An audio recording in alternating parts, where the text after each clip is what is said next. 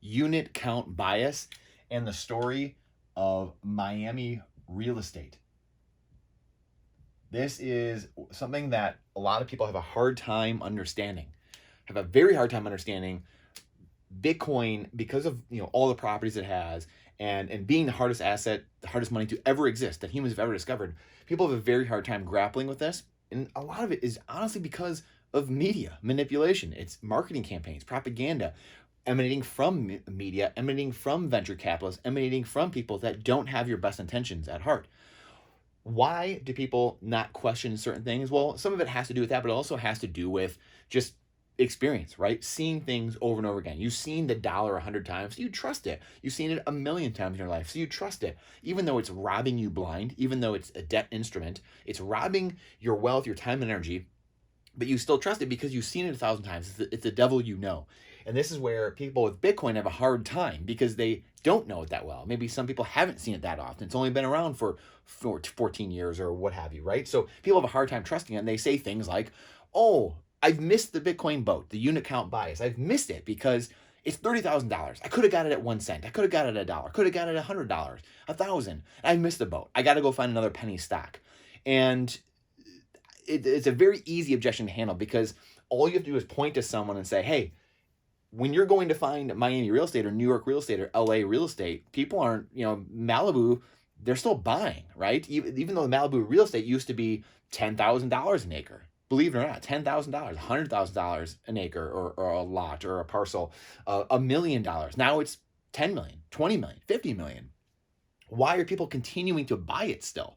And again, some people can say, "Well, you get to use it, Brandon. You get to enjoy it." So that's why people want to keep buying those things. But what they miss, what you're missing in all that though, is that someone is paying more and more and more dollars for that same piece of land. The land hasn't changed. It's still in the same spot in Malibu. It's still in the same spot in Miami. It's still in the same spot of New York. It hasn't changed at all. The properties probably haven't really changed much at all either. Some of them have maybe been some forced appreciation in there. People have fixed things up, they've remodeled, they've added things, right? But in general, most housing isn't that way. Most housing stays pretty much the same for a long period of time. I was in the real estate industry for over a decade, and that's the case. Most houses, people don't do anything to it. It's the same piece of property. You could have a piece of property, one of the most desirable areas in Michigan, the most centrally located in Oakland County. Royal Oak is a huge renter market, huge buyer and seller market for young adults, for young families, for older people, everything. This was a market that was at median, at the bottom of the crash in 2012, the great financial crisis. The median price is $85,000 for a home, about $80,000, right around there for the median price. Median being there's an equal number of houses above price and an equal number below, not an average. Median. Now, can you guess what the median price is? The median price is well over $200,000. It's probably 220, 230, something like that, right around that area. So you're telling me it has almost tripled in price.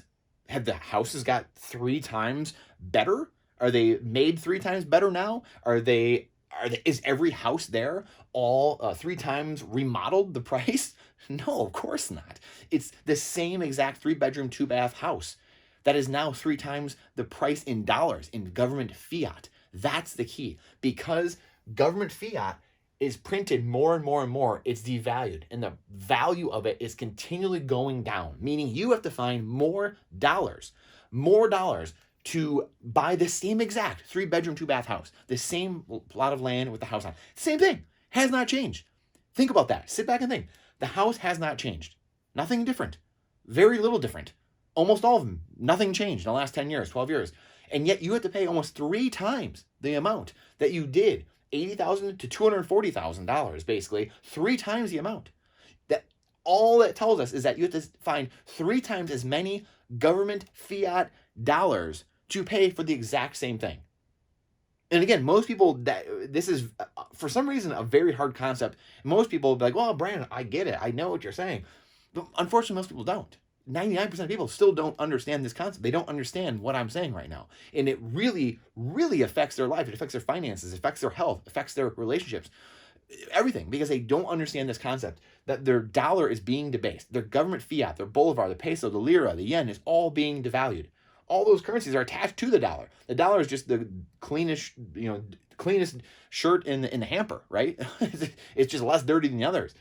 That's the problem, because they have nothing backing them. These government currencies have nothing backing them. There's nothing behind it, and they continually get printed into oblivion, and they'll eventually go to zero. All fiat currencies have gone to zero, every single one of them. So if you're holding dollars, thinking it's an asset, you get poorer and poorer over time, because it's really a liability on your balance sheet. As we have talked about many times, there you have your balance sheet, obviously, is your assets and your liabilities. And most people have it over here on their asset side, having dollars over here, thinking it's an asset, but it's not. It's really a liability. It really should be over here, because it's losing value every single day. Bitcoin, on the other hand, if you price everything in Bitcoin and you chart it out, this is what it looks like when you are trying to buy something. This chart I just talked to you about, Royal Oak, Michigan, this very specific example. You can do the same thing in New York and Miami and LA. You're having to find more and more dollars. Go to pricedinbitcoin21.com and you'll see everything gets more and more expensive. You have to find more and more dollars to buy the same piece of land, the same real estate.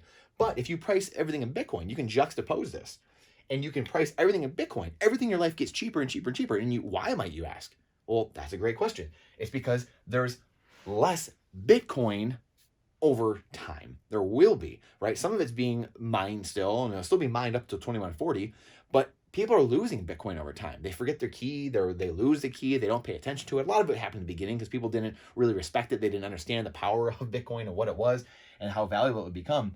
So you have this world where Bitcoin actually makes everything cheap in your life. It's a neutral money that captures deflation, instead of a fiat currency that captures inflation and puts the inflation back on you, inflating prices.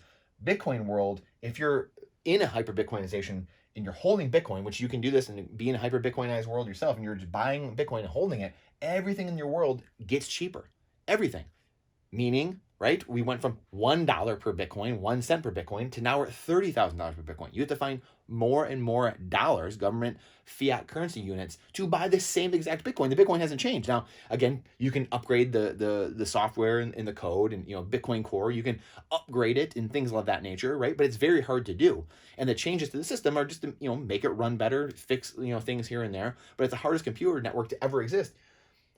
And it doesn't change. 1 Bitcoin equals 1 Bitcoin. That's the key. That's the biggest part of all this. It doesn't change. Just like the real estate, the land. You can make little changes here and there and renovations and modifications to it, just like you can in real estate. You can do that in Bitcoin as well. There's many people working on the system to harden it and make it better. But it doesn't change. The structure of the function of it doesn't change. That's the beauty of it. And so everything in your life, because it captures deflation, a neutral money, it captures deflation, sprinkles that deflation, that lower cost and the higher standard of living, sprinkles it all back to the people who hold it. So go to pricedinbitcoin21.com. Time chain calendar, time chain stats, unbelievable sites you can go to as well. But pricedinbitcoin21.com gives you these charts. You can juxtapose them, put them on top of each other, where these charts are going opposite directions. So you can see when you're holding Bitcoin, that's the true asset. Bitcoin is the true asset, where dollars are the liability. So Bitcoin, everything gets cheaper, right? Everything goes down and everything trends towards zero if you're holding Bitcoin. But if you're holding government currencies, fiat currencies, everything gets more expensive. You have to find more of those units because they're liabilities. They're debt instruments. They are losing in value every single day. So I think that's the most important thing, is unit count bias. People thinking that, oh, I can't do that. I can't buy it. I missed the boat. But people are going to buy, just like they do LA real estate and Miami and everything, because it's the hardest asset to ever own, to ever exist, hardest money to ever exist. Everyone's going to use it. Everyone's going to want it. It's just like the Mona Lisa or Miami real estate. When you have the hardest thing, an inelastic thing that can't be exploited, can't be censored, can't be changed, can't be inflated away and printed away, every single person in the world is going to transact with that. They're going to want a piece of it. And the beauty is there's 100 million Satoshis per Bitcoin. That's the beautiful thing. So everyone can get a fraction of it. Everyone is going to transact, and everyone is going to benefit from that deflation. So this unit count bias is a very easy thing to talk about and think about. And the quick example, like we said, the 30-second example is, well, do people buy Miami real estate still? Well, it used to be $10 an acre, and now it's $100,000 an acre, $1 million an acre, but you're still buying it, right? Because you want it. You want this real estate. You want this digital real estate now, because it's the hardest thing humans have ever had. And it's going to be the rarest thing humans have ever had, because now it's a money where there's going to be less and less over time as people die and they have their seed phrase in their head and they forget to pass it on, or they forget their key. And there's less and less and less, meaning because you can't print more, meaning every remaining Satoshi, every remaining Bitcoin out there will get more and more value over time, purchasing you more goods and services over time. It will purchase you more real estate. It'll purchase you more food. It'll purchase you more water, guns, ammo, whatever it is. This is your life. It'll purchase more and more things. Your standard of living gets better and rises as things cost less by holding the hardest asset ever to exist. But again, when you're holding an infinite liability, prices run away from you and things get so out of control, so expensive because you're holding debt, a liability that you think is an asset, where most people are taught to save dollars. That might have made sense when you were back to gold, you were back to something of value, but now we don't need it. We don't need a backing, right? We have Bitcoin. Bitcoin is the backing. There is no second best, as Michael Saylor says. So the unicount bias and some of these things we talked about are very important things to understand. They're very simple things. Once you get it and your brain clicks, it was like me doing math as a kid. It took me a while to get it, and then finally I'm like, oh, it was so easy. Now I get it. This is so easy. Most people just shrug it off and say, I know, I get it. And then they go to some fractional ownership of some, monkey JPEG or some ridiculous thing, thinking they're going to get rich quick. If you just held on to the hardest asset known to man, you will get wealthier and wealthier over time because there's less and less and less over time. When there's fiat that gets printed more over time, it gets less value over time. When there's Bitcoin, there's less of it over time, meaning it goes up in value over time. They're complete diametric opposites of each other. But again, remember, the Bitcoin doesn't change. The Bitcoin does not change. What is happening is the dollar is losing value. So that's why you have to find more. That's why before it took $1, $10 to buy one Bitcoin. Now it takes 30,000 of these dollars. In Royal Oak, Michigan, it took $80,000 to buy the average home. Now it takes $240,000. So you have to go find 3 times as many of these dollars to buy the same home. That's the unicount bias. I hope you got something out of this and you can share it now and explain it easily to someone else. And it really starts to unlock things in your head and other people's heads, maybe that are questioning things or giving this feedback or these objections to you. So I appreciate you coming to my TED Talk.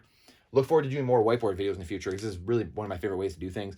And give me your feedback on this as well. Because again, I haven't been able to do a whiteboard video in a while. And might be a little bit still until I can consistently, but look forward to doing it more soon.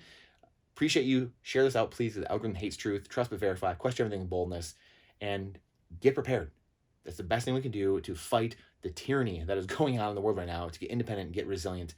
And this is not financial advice. It's freedom advice. I look forward to seeing you on the next one.